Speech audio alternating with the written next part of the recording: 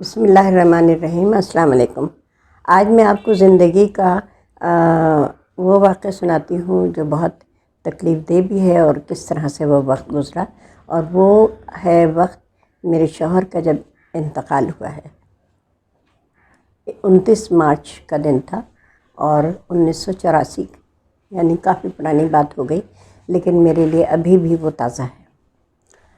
تو وہ ان کا آخری دن تھا، اور لیکن مجھے نہیں معلوم تھا، اس لیے ظاہر موت کا تو کسی کو بھی نہیں معلوم ہوتا، لیکن مجھے اس لیے معلوم نہیں تھا کہ وہاں موجود جو ان کے اس وقت کمرے میں موجود تھے ان سب کو معلوم تھا کہ یہ ان کا آخری وقت چل رہا ہے۔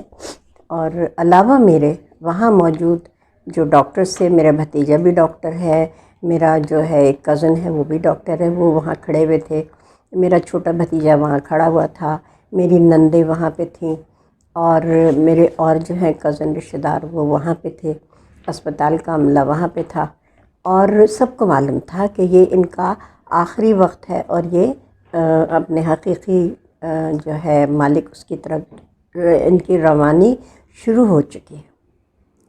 تو کیونکہ انہوں نے مجھ سے کہا، آکسیجن کا وہ لگا ہوا تھا، کہنے لگے کہ کیا نام ہے، یہاں اتنے لوگ آئے ہوئے ہیں اور کیا تم کھانا پکا لو گی سب کے لیے؟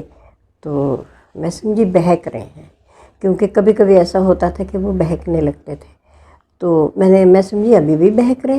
میں نے کہا ہاں ہاں مجھے، میں بالکل سب کے لیے پکا لوں گی۔ کہنے لگے بہت لوگ آئیں گے؟ میں نے کہا فکر نہیں کرو میں پکا لوں گی۔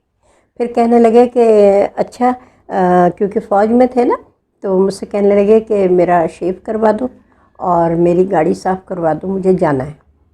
تو وہاں سویپر بھی کھڑا ہوا تھا، یعنی اس تک کو معلوم تھا کہ یہ ان کا آخری وقت ہے۔ علاوہ میرے وہاں موجود ہر ذی روح کو، ہر انسان کو پتہ تھا۔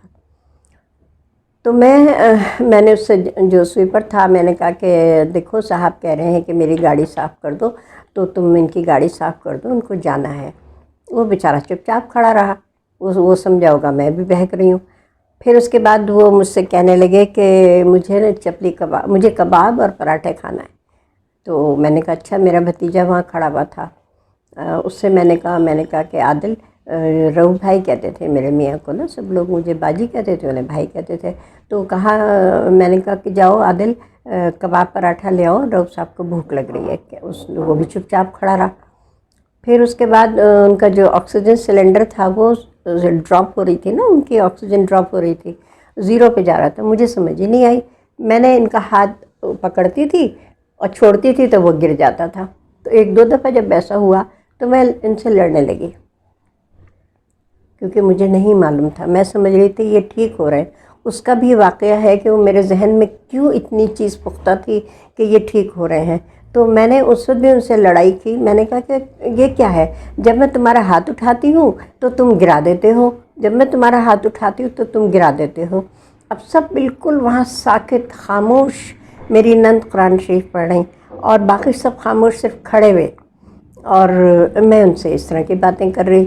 پھر اس کے بعد مجھے ان پہ بہت پیار آیا، میں نے ان کے ماتھے کے اوپر بوسہ دیا، اور ڈاکٹر بھی تھے، سب کھڑے تھے، مجھے نہ کوئی شرم تھی، نہ کوئی ڈر تھا، نہ کوئی یہ تھا کہ اسپتال میں ہیں جراثیم لگیں گے یا کیا ہوگا، بھئی وہ میرے شوہر تھے، مجھے کس چیز کا ڈر تھا۔ تو یہ ہوا، اور آپ کو میں بتاؤں کہ مجھے یقین کیوں تھا کہ یہ ٹھیک ہو رہے ہیں، وجہ یہ تھی کہ اسی وارڈ میں، جنرل وارڈ تھا، اس میں داخل تھے رؤوف صاحب، تو اس میں ایک مریض تھا جو میرے بھتیجے سے کہا کرتا تھا کہ یہ 7 جمعراتوں تک، کیونکہ یہ سے زیادہ جمعراتیں ان کو ہو گئی تھی اسپتال میں، 1-1.25 مہینہ ہو گیا تھا، تو اس نے کہا تھا کہ ہر جمعرات کو اگر چنے کی دال اور قیمہ صدقہ کر دو ان کے اوپر سے، تو یہ 7ویں جمعرات کو بالکل ٹھیک ہو جائیں گے۔ اتفاق سے، اور ہم ہر جمعرات کو یہ عمل کرتے رہے کہ قیمہ جو ہے وہ کووں چڑیوں کو کھلا دیتے تھے وہیں اسپتال، جنا اسپتال میں جا کے، اور چنے کی دال کسی غریب کو دے دیتے تھے کہ بھئی وہ پکا کے کھا لے۔ تو وہ 7ویں جمعرات تھی، اس لیے میرا یقین اتنا کامل تھا کہ یہ ٹھیک ہو جائیں گے، کیونکہ مجھے اللہ پہ یقین نہیں تھا، مجھے نعوذ باللہ، استغفار کرتی ہوں میں اس بات پہ، لیکن اس وقت میں نے شرک، بدعت، سب کچھ کیا کہ میرے شوہر کسی طرح بھی صحیح ہو جائے۔ تو میں اس نجومی کی بات پہ مجھے اتنا کامل یقین تھا کہ آج جمعرات 7ویں جمعرات ہے، صدقے بھی ہم نے دے دیے ہیں، سب کچھ کر لیا، اب تو یہ ٹھیک ہو رہے ہیں۔ تو اس لیے میرے ذہن میں کہیں دور دور یہ نہیں تھا کہ یہ تو ان کا آخری وقت ہے، یہ تو اپنے جا رہے ہیں، ان کے تو آخری سفر ان کا ہے۔ تو میں اس لیے ان سے باتیں کر رہی۔ پھر وہ جب انہوں نے کہا نا میری گاڑی صاف کروا تو مجھے تو جانا ہے، تو میں نے کہا اچھا ٹھیک ہے۔ میں نے اس سے سویپر سے کہا بھائی ان کی گاڑی صاف کر دو، بھتیجے سے کہا پراٹھا کباب لے آؤ۔ تو بتائیے ان باتوں سے کہاں یہ لگے گا کہ کوئی جا رہا ہے۔ پھر اس کے بعد کیا ہوا، میں ان سے باتیں کرتی رہی، ان کا ہاتھ گرتا رہا۔ ہاتھ اس لیے گر رہا تھا کہ وہ جان نکل رہی تھی اور ان میں طاقت نہیں تھی، آکسیجن ڈراپ ہو رہی تھی، ان کے سانس کم ہو رہے تھے، اور میں یہ سمجھ رہی تھی کہ یہ ٹھیک ہو رہے ہیں، یہ بہتری کی طرف آ رہے ہیں۔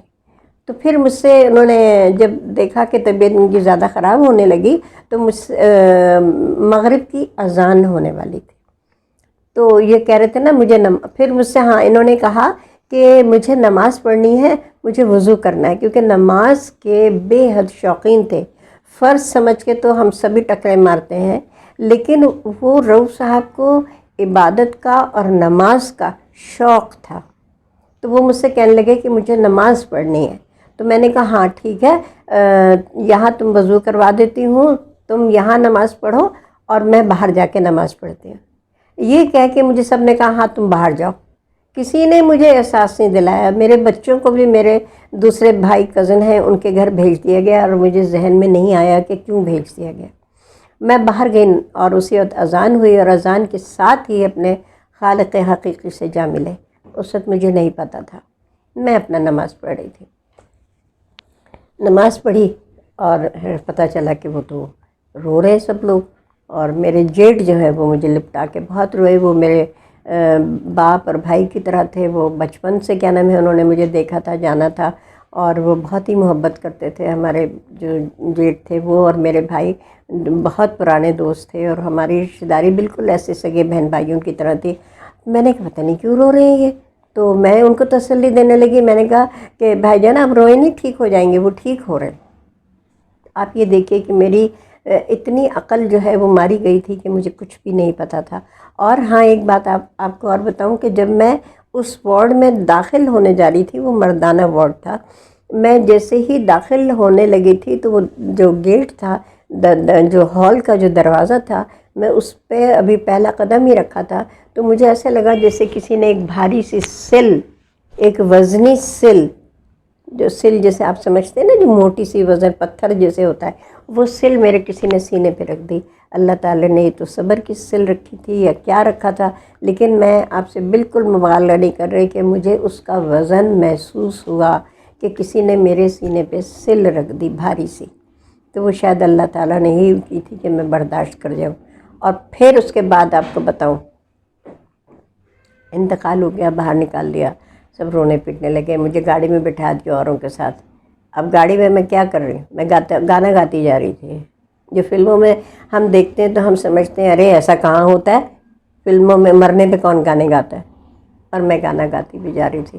زندگی کے سفر میں بچھڑ جاتے ہیں جو لوگ، وہ کیا ہے، زندگی کے سفر میں بچھڑ جاتے ہیں، آگے دوسرا مسکا کیا، وہ پھر نہیں ملتے۔ یہ میں گاتی ہوئی گھر آئی ہوں، اور مجھے کوئی غم، کوئی فکر، مطلب اس طرح کی کوئی چیز نہیں تھی۔ میں بالکل بے حس، جسے کہتے ہیں نا بے حس، بغیر کسی احساس کے بالکل آری، اور بس گانا گاتی۔ کسی نے مجھے روکا نہیں، کسی نے مجھے ٹوکا نہیں۔ سب جانتے تھے کہ ہم میاں بیوی میں بے حد محبت ہے، ہم ایک دوسرے کے عاشق تھے، بہت ہماری انڈرسٹینڈنگ تھی، تو اس لیے مجھے کسی نے نہیں روکا۔ اور جب مجھے بہت بھوک لگتی ہے، نہیں، جب مجھے غم ہوتا ہے نا، بہت شدید غم ہوتا ہے، تو پھر مجھے بھوک بہت لگتی ہے اور نیند بہت آتی ہے۔ تو میں گھر آئی اور میں نے آ کے کہا، وہ گھر میں سب لوگ جمع کہ میت آئے گی، پھر سوزوکی میں میت آئی، اور میں نے کہا مجھے تو بھوک لگی ہے، مجھے کھانا دیں۔ پھر میری نند نے مجھے کھانا دیا، میں نے کھانا کھایا۔ اس کے بعد میں نے پھر دوبارہ کھانا کھایا، کیونکہ پھر مجھے وہ خلا اب تک ہے، وہ خلا اب تک ہے۔ مجھے یہ لگتا ہے کہ بالکل خالی ہے، اور جب تک میں کھاؤں گی نہیں میں مر جاؤں گی۔ تو مجھے جب بھی کوئی غم ہوتا ہے، بہت گہری فکر ہوتی ہے، تو مجھے بھوک بہت لگتی ہے اور نیند بہت آتی ہے۔ آپ سمجھ لیں کہ یہ فرار کے راستے ہوتے ہیں کہ انسان جو ہے اس غم سے اس چیز کو فیل نہیں کرنا چاہتا، فیس نہیں کرنا چاہتا، بہادری سے اس کو فیس نہیں کرنا چاہتا، تو وہ بھاگتا ہے، یا تو سو جاتا ہے یا اتنا کھاتا ہے، یعنی اپنی وہ جو ہے نا اس کو مٹانے کے لیے وہ کرتا ہے۔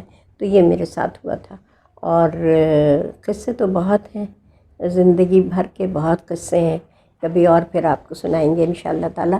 تو اللہ تعالیٰ آپ سب کو سکون دے، صحت دے، خوشیاں دے، اور یہ میری زندگی کے جو واقعات ہیں یہ سیکھنے کے لیے ہیں، سمجھنے کے لیے ہیں، کہ میں اپنے تجربات سے آپ کو آگاہی دیتی ہوں۔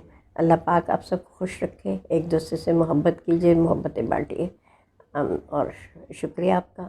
اللہ حافظ۔